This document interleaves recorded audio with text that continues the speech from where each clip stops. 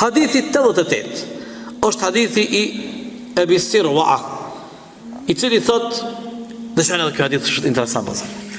Thot, e fala namazin e ikindis në Medine me pejgamberin a.s. pas ti. E fala namazin e ikindis në Medine pas pejgamberit a.s. Pas i dha selam pejgamberi a.s.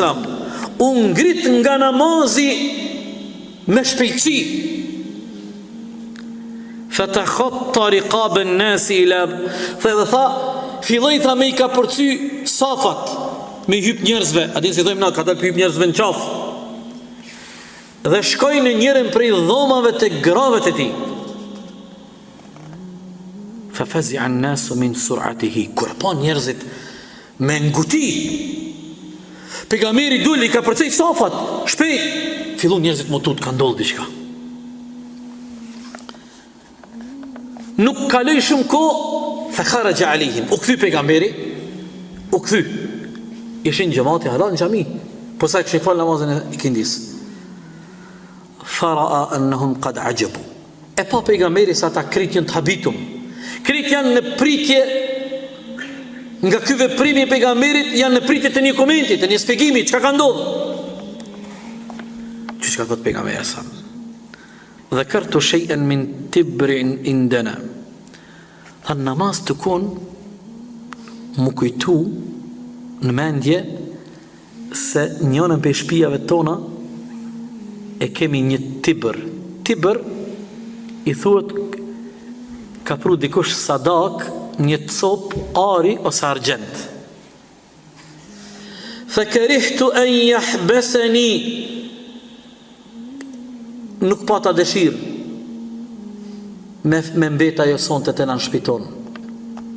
Fa amartu bi qismetihi, prandaj nxitova edhe dhash urdhër me nda ata dhe me jep atë sada njerëzve nevojtar.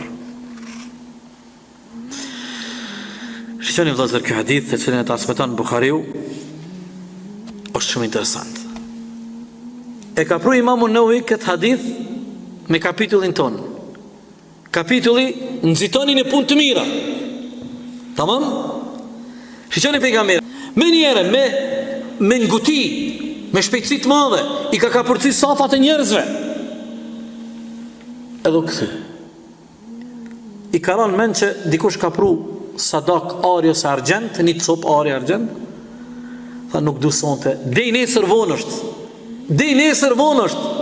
Pyetja këtë racionale, a ka mujt pejgamberi a.s. me lon dej nesër?